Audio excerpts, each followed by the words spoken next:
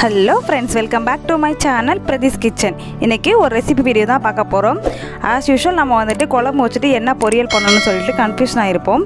அதுக்கு இது best solution நான் சொல்லுவேன். இன்றைக்கி பார்க்க போகிறது பார்த்திங்கன்னா உருளைக்கிழங்கு கிரேவின்னு சொல்ல முடியாது, உருளைக்கிழங்கு ஃப்ரை மாதிரி தான் சூப்பராக இருக்கும். வாங்க அதை எப்படி ப்ரிப்பேர் பண்ணணும்னு சொல்லிட்டு வீடியோவை பார்க்கலாம். ஒரு கடாய் அடுப்பில் வச்சுருக்கேன். கடாய் நல்லா ஹீட் ஆனதும் தேவையான அளவுக்கு நல்லெண்ணெய் சேர்த்துக்கோங்க. எண்ணெய் நல்லா காஞ்சதும் 1 டேபிள் ஸ்பூன் அளவுக்கு கடுகு சேர்த்துக்கோங்க. கடுகு வெடிச்சதும் ஒரு கொத்த அளவுக்கு கருவேப்பிலையும் இது கூட ஆட் பண்ணிக்கலாம்.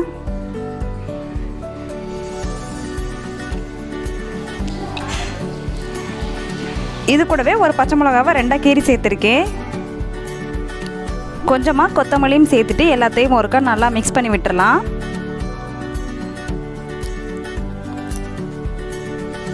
இது கூடவே நான் கட் பண்ணி வச்சுருக்க சின்ன வெங்காயம் சேர்த்துக்கிறேன். சின்ன வெங்காயம் இல்லை அப்படின்னா நீங்கள் ஒரு பெரிய வெங்காயத்தை இது கூட ஆட் பண்ணிக்கலாம்.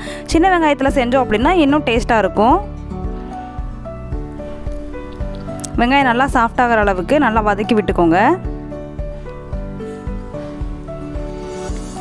இப்போது வெங்காயம் வதங்குறதுக்கு தேவையான அளவுக்கு உப்பு இது கூட சேர்த்துக்கலாம்.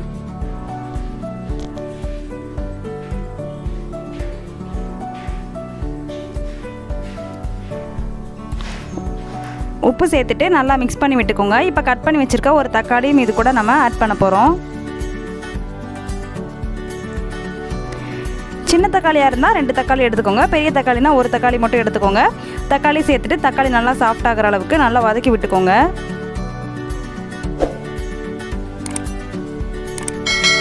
இப்போ பாருங்கள், வெங்காயம் தக்காளி நல்லா வதங்கிருச்சு. இப்போது நம்ம கட் பண்ணி வச்சுருக்க உருளைக்கிழங்கு எல்லாத்தையுமே நம்ம ஆட் பண்ணிக்கலாம். உருளைக்கிழங்கு பார்த்தீங்கன்னா நல்லா கழுவிட்டு இந்த மாதிரி ரவுண்ட் ஷேப்பில் கட் பண்ணி எடுத்திருக்கேன். நான் வந்துட்டு இன்றைக்கி தோலோடு தான் உருளைக்கிழங்கு கட் பண்ணி எடுத்திருக்கேன். இந்த ரெசிபிக்கு பார்த்தீங்கன்னா தோலோடு நம்ம உருளைக்கிழங்கு சேர்த்தோன்னா இன்னும் டேஸ்ட்டாக இருக்கும். உருளைக்கிழங்கு கொஞ்சம் நேரம் எண்ணெயில் வதங்குற அளவுக்கு இருக்கட்டும். இப்போ பாருங்கள், நல்லா எண்ணெயில் வதங்கிருச்சு.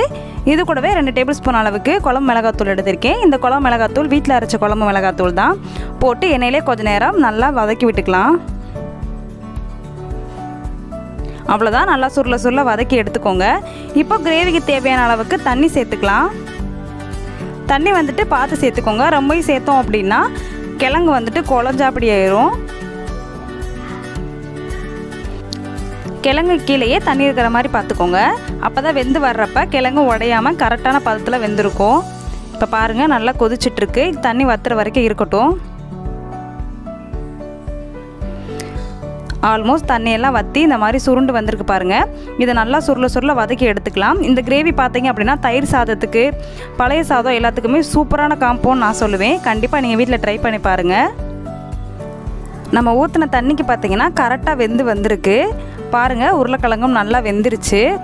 கரண்டி வச்சு இப்படி லைட்டாக அமுத்தி பார்த்தோம் அப்படின்னா டக்குன்னு உள்ளே போயிடும்.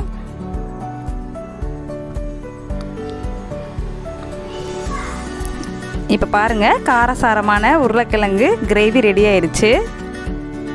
அடுத்து என்ன ரெசிபி பண்ணுறேன்னு சொல்லிட்டு பார்க்கலாம் வாங்க. இது கூடவே இன்றைக்கி தண்டங்கீரை பொரியல் பண்ண போகிறோம். தண்டங்கீரை பொரியலுக்கு பார்த்தீங்க அப்படின்னா இந்த மணி குட்டி குட்டியாக கீரையை கட் பண்ணி எடுத்துக்கோங்க. தண்டு பார்த்திங்கன்னா ரொம்ப பெருசாக கட் பண்ணிடாமல் கொஞ்சம் மீடியமாக கட் பண்ணி அலசி எடுத்து வச்சுக்கோங்க. இதுக்கு ஒரு கடாய் அடுப்பில் வச்சு கொஞ்சமாக நல்லெண்ணெய் சேர்த்துருக்கேன். எண்ணெய் நல்லா காஞ்சதும் கொஞ்சமாக சீரகம் சேர்த்துக்கோங்க. சீரகம் நல்லா பொரிஞ்சதும் இது கூடவே 2 வரமிளகாய் எடுத்திருக்கேன். வரமிளகாவையும் நம்ம ஆட் பண்ணிக்கலாம். இப்போ கொஞ்சமாக கருவேப்பிலை சேர்த்துக்கலாம். இது கூடவே கட் பண்ணி வச்சுருக்க வெங்காயத்தையும் நம்ம ஆட் பண்ணிக்கலாம். எல்லாத்தையும் ஒருக்கா நல்லா மிக்ஸ் பண்ணி விட்டுக்கோங்க.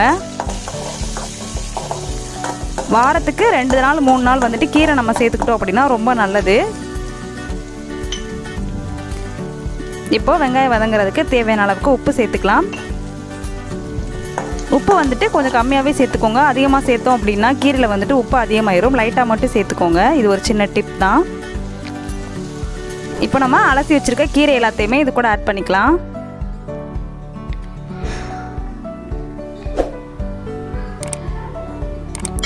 இன்றைக்கி பார்த்தீங்கன்னா நான் 1 கட்டு அளவுக்கு தண்டங்கீரை எடுத்திருக்கேன். எல்லாத்தையும் ஒருக்கா நல்லா மிக்ஸ் பண்ணி விட்டுருங்க. தண்ணி எதுவுமே நம்ம சேர்க்க போகிறதில்ல. இப்படி எண்ணெயிலே கொஞ்சம் நேரம் சுருண்டு வதங்கி வரட்டும்.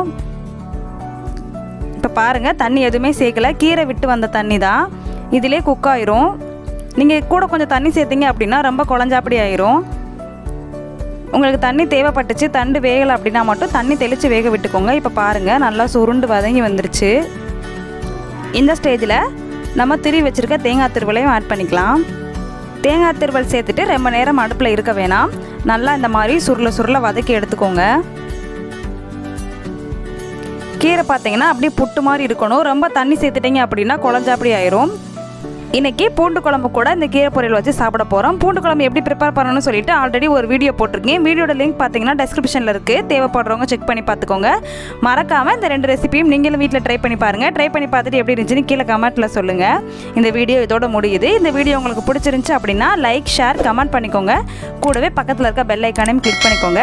அப்போ தான் நான் போடுற வீடியோ எல்லாமே உங்கள் நோட்டிஃபிகேஷனில் வரும். நீங்களும் வீடியோவை மிஸ் பண்ணாமல் பார்ப்பீங்க. அடுத்த ஒரு சூப்பரான ரெசிபியோட நான் உங்களை மீட் பண்ணுறேன். அது வரைக்கும் பாய்.